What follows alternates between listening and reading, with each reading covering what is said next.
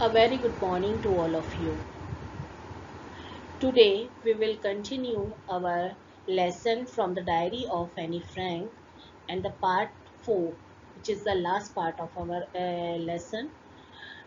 As you all know about Annie Frank, जैसा कि हम अभी तक डिस्कशन भी कर चुके हैं, अभी तक पढ़ चुके हैं। अभी तक हमने पढ़ा कि एनी फ्रैंक एक छोटी बच्ची है जो ये फील करती है कि उसका कोई फ्रेंड नहीं है और इसीलिए वो डायरी लिखना आरंभ करती है।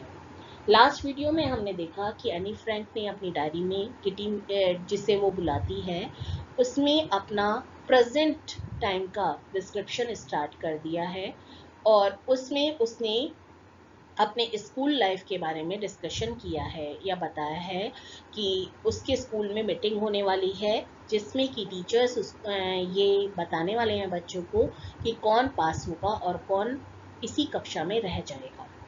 एट दैट मोमेंट वो अपने टीचर्स के बारे में बताती है कि उसके कितने टीचर्स हैं और उसमें से वो मैथ विषय में डरती भी है और मैथ के टीचर के बारे में भी एक्सप्लेन करती है कि उसके मैथ के टीचर उससे हमेशा नाराज़ रहते हैं क्योंकि वो बहुत बोलती है।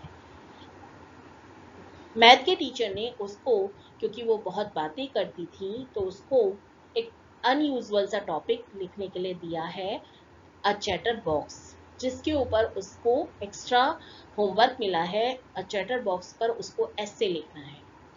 एनी फ्रैंक 3 पेज का एस्से उसमें लिखती है और देखिए अब आगे क्या लिखते हैं।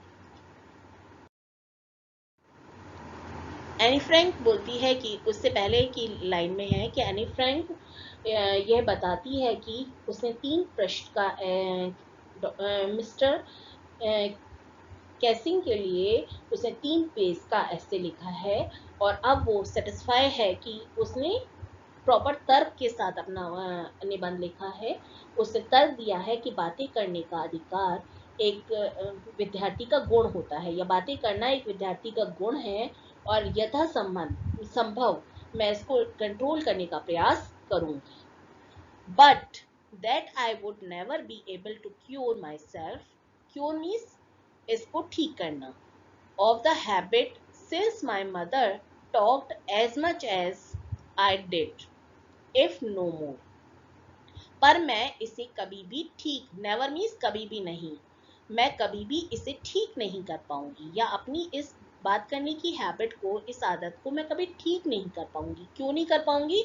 Since my mother talk as much as I, क्योंकि मेरी माता भी या मेरी मदर भी उतना ही बोलती हैं जितना कि मैं। डिड इफ नो मोर मतलब अधिक नहीं, मुझसे ज्यादा नहीं, तो पर इतना ही बोलती हैं जितना कि मैं बोलती हूँ। And that there is not much you can do about the inherited traits. Inherited means वंशानुगत, जो वंशानुगत ट्रेड्स मीन्स गुण, और आप वंशानुगत गुणों के बारे में और बहुत अधिक कुछ नहीं कर सकते हैं। मतलब उसने ये तर्क दिया कि मेरे अंदर हेरेडिटिक ट्रेट है कि मैं बोलती हूँ, क्योंकि मेरी मदर भी उतना ही बोलती है जितना मैं बोलती हूँ। और ये आप सब जानते हैं कि वंशानुगत गुणों के बारे में हम बहुत ज़्यादा चेंजेस नहीं कर सकते, हमको वो एक्सेप्ट करना पड़ेगा। Mr Keesing had a good laugh at my argument. Mr Keesing बहुत हंसे मेरे इस तर्क पर। But when I proceed to talk my way through the next lesson, he assigned me a second essay.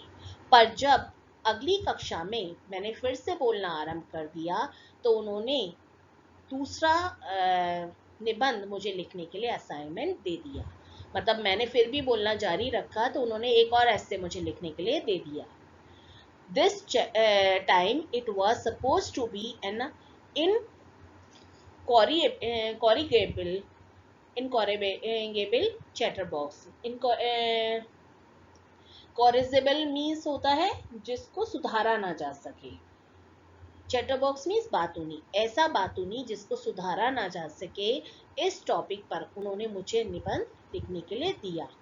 I handed it in, और मैंने यह भी उनको लिखकर दे दिया।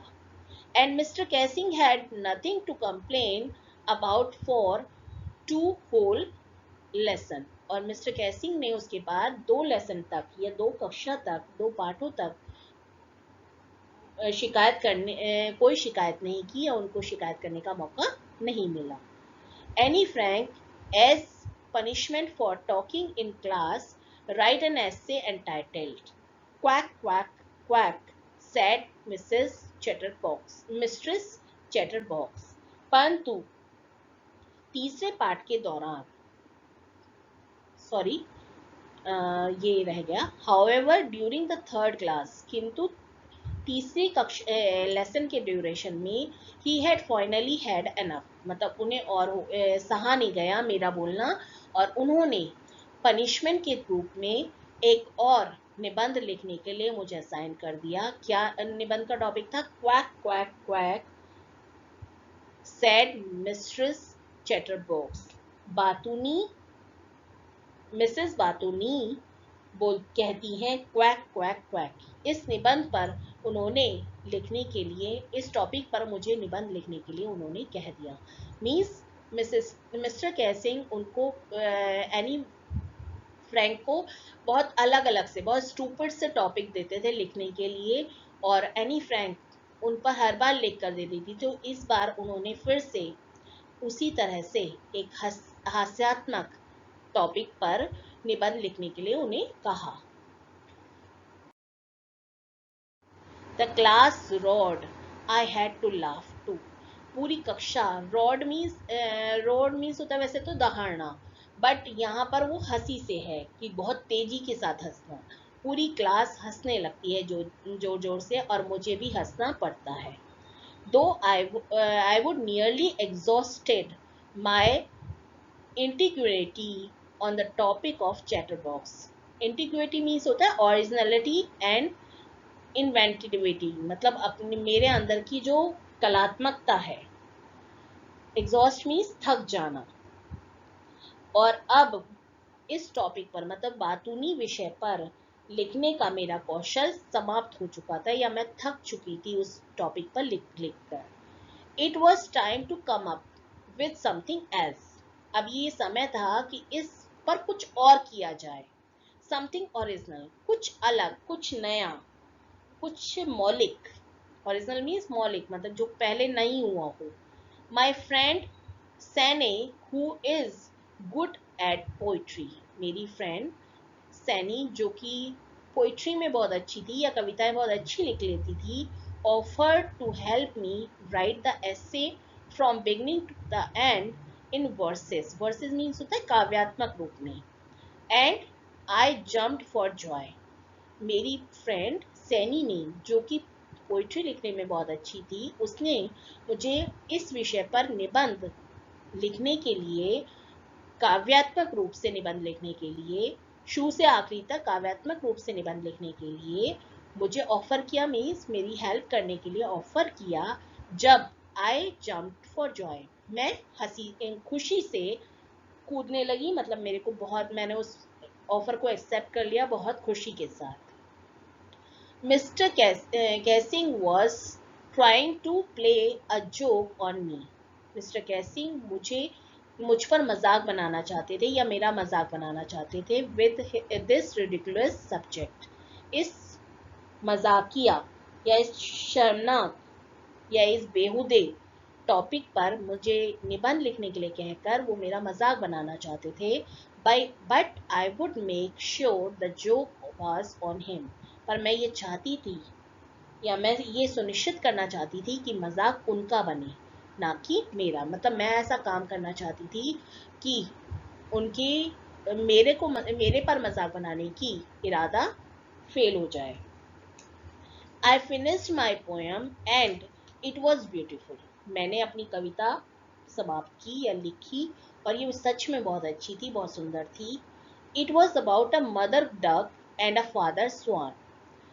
ये एक मदर डक और हंस पिता के बारे में थी। विथ 3 बेबी डकलिंग्स, 3 छोटे बत्तख के बच्चों के बारे में थी। Who was beaten to death by the father, जिनको उनके पिता ने मार दिया था, मार के मार दिया था। बिकॉज दे क्वैक्ड टू मच, क्योंकि वे बहुत अधिक बातें करते थे, बहुत अधिक क्वैक क्वैक करते थे।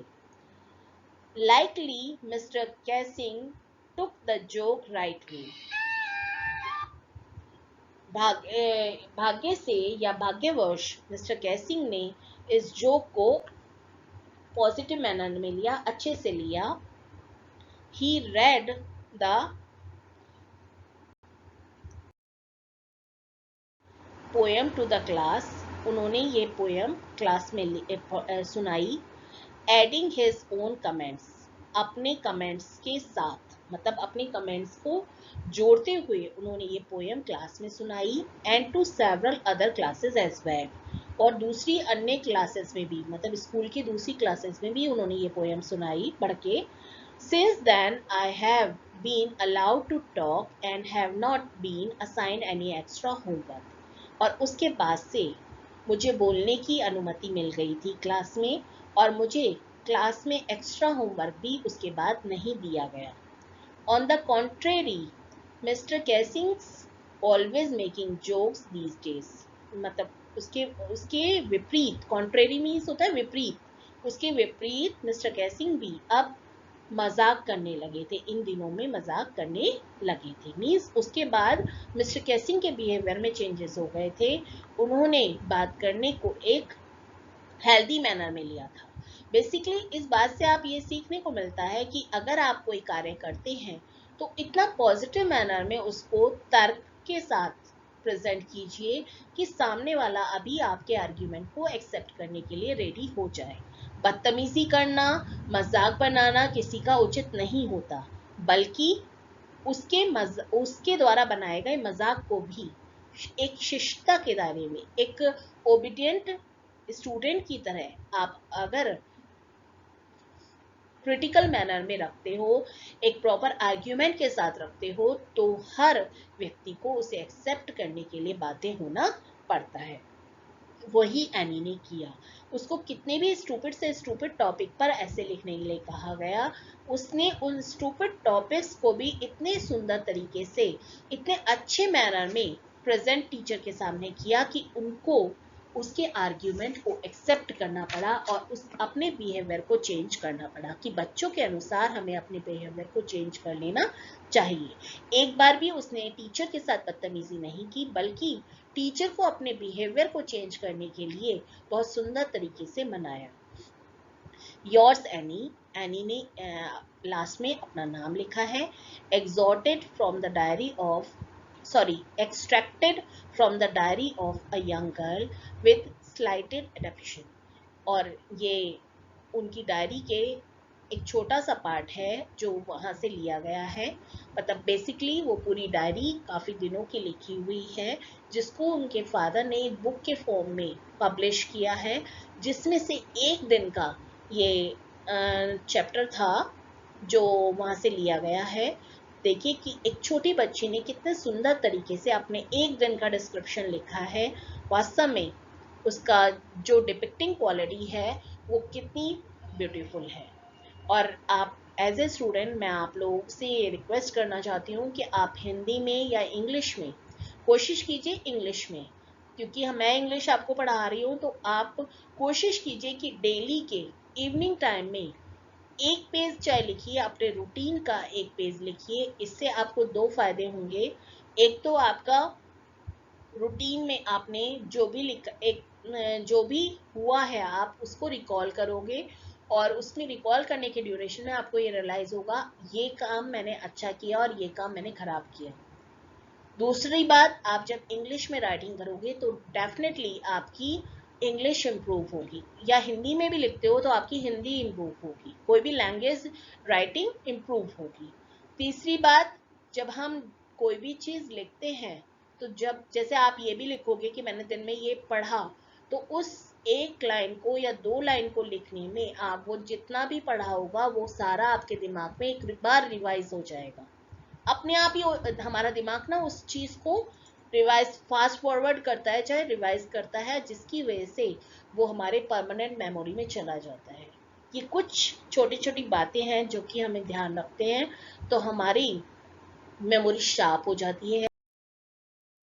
नॉर्मली हम कहते हैं कि ये बच्चा बहुत इंटेलिजेंट है और ये बच्चा बहुत कमज़ोर है, ऐसा कुछ नहीं होता। जो बच्चा इंटेलिजेंट दिखता है वो अपना रिकॉल बहुत ज़्यादा करता है, बार बार एक चीज़ को रिवाइज करता है।